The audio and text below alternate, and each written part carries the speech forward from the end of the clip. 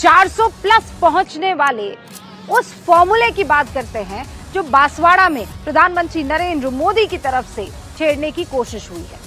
आप जानते हैं कि राहुल गांधी लगातार ये बयान दे रहे हैं। इनफैक्ट एक ऐसा मौका आया जब उन्होंने तेलंगाना में ये कहा कि देखिए हम जो हैं बकायदा ये पता लगाने की कोशिश करेंगे कि किसके पास कितनी संपत्ति है। हम ये पता लगाने की कोशिश करेंगे कि किसके पास कौन कौन सा यहाँ पर संपत्ति का हिस्सा है और उसके बाद उस संपत्ति को हम डिस्ट्रीब्यूट करने वाले हैं। ये फॉर्मूला कितना खतरनाक है आप जानते हैं।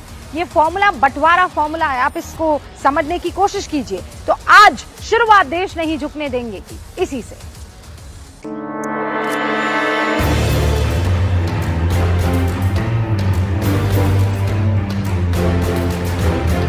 ये अर्बन नक्सल की सोच मेरी माताओं बहनों, ये आपका मंगलसूत्र भी बचने नहीं देंगे। यहां तक जाएंगे बच्चा। और अगर पता चला कि आपका गांव में भी एक घर है तो 2 में से 1 छीन लेंगे कि आपको 2 की जरूरत नहीं है, जिसको नहीं उसको दे देंगे। क्या आपकी मेहनत की कमाई का पैसा घुसपैठियों को दिया जाएगा? आपको मंजूर है ये? मैनिफेस्टो में हमने क्रांतिकारी काम करना है। पहला काम जाति जनगणना। इससे सबकी गिनती हो जाएगी, सबको पता लग जाएगा किसकी कितनी आबादी। कांग्रेस की सोच क्या है और कांग्रेस किस तरह से वोट बैंक के लिए लोगों को अपने वोट बैंक को बनाने के लिए किस हद तक गिर सकती है, उसका ही जिक्र जो है आदरणीय प्रधानमंत्री जी ने किया। और जिसके पास बोलने के लिए कुछ मुद्दे नहीं हैं तो ऐसी चीजें लाते हैं। अगर उनके पास उनके ठोस मुद्दे हैं, ठोस काम है, वो बता सकते हैं। कांग्रेस के मैनिफेस्टो में कहीं भी, मैं ये चुनौती करता हूं प्रधानमंत्री, कहीं मुसलमान या हिंदू कोई इस तरह का शब्द हो तो हमें बताएं और ये चुनौती स्वीकार करें, नहीं तो झूठ बोलना बंद करें। देखिए ये जिस फॉर्मूले की बात कर रहे हैं ना राहुल गांधी, वो बंटवारा फॉर्मूला है।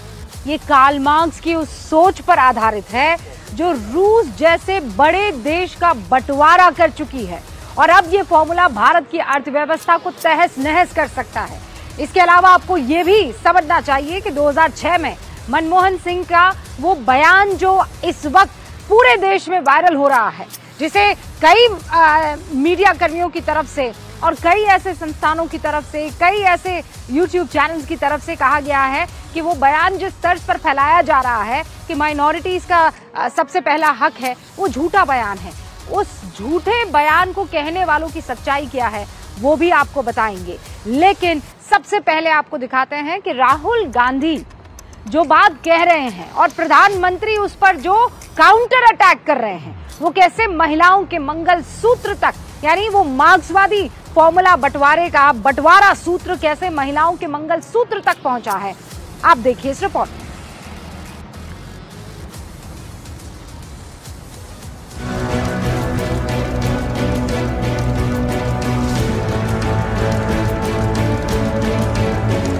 दूसरे चरण की वोटिंग से पहले प्रधानमंत्री मोदी ने कांग्रेस पार्टी पर बड़ा हमला बोला। राजस्थान के बांसवाड़ा में प्रधानमंत्री मोदी ने कांग्रेस के घोषणा पत्र को लेकर उस पर जोरदार प्रहार किया और ये दावा किया कि अगर कांग्रेस सत्ता में आई तो वो देश के लोगों की संपत्तियों का सर्वे कराएगी, माताओं बहनों के सोने का हिसाब लिया जाएगा, उनके मंगलसूत्र को भी घुसपैठियों में बांट दिया जाएगा।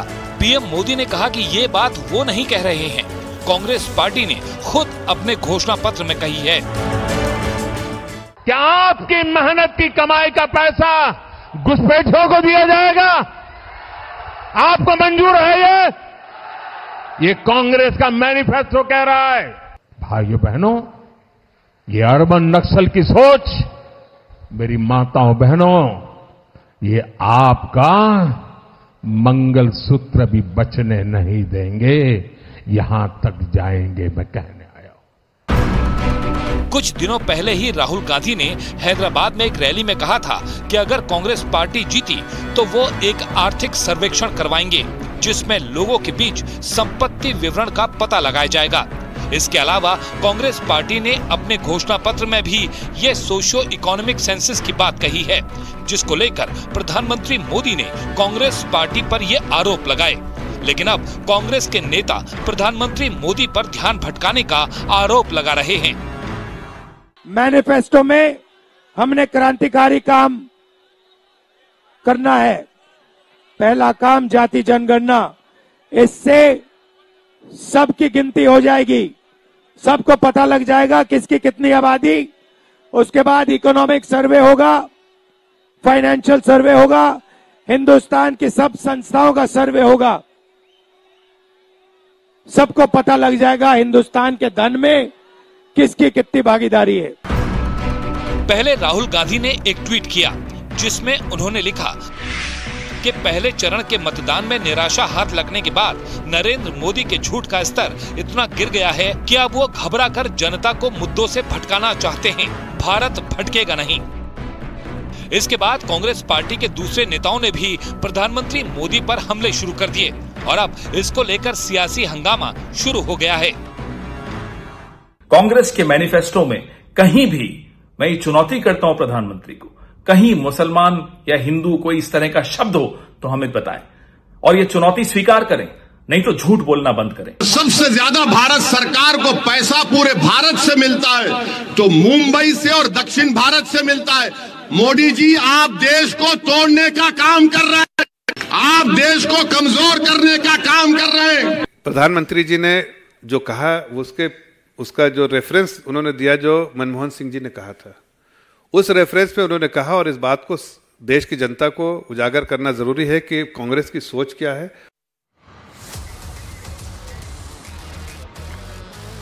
अब आपको जरा पूर्व प्रधानमंत्री मनमोहन सिंह का वो बयान दिखाते हैं जिसे मनमोहन सिंह ने 2006 में दिया था, और इसी बयान को 2018 के बाद राहुल गांधी के बयान से जोड़कर प्रधानमंत्री नरेंद्र मोदी ने आज बड़ा मुद्दा बना दिया। ये बयान मनमोहन सिंह ने 9 दिसंबर 2006 को दिया था। इस बयान की राजनीतिक व्याख्या अलग अलग होती आई है।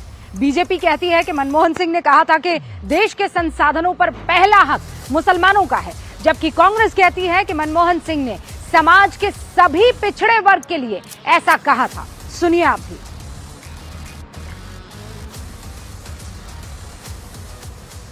We will have to devise innovative plans to ensure that minorities, particularly the Muslim minority, are empowered to share equitably in the fruits of development.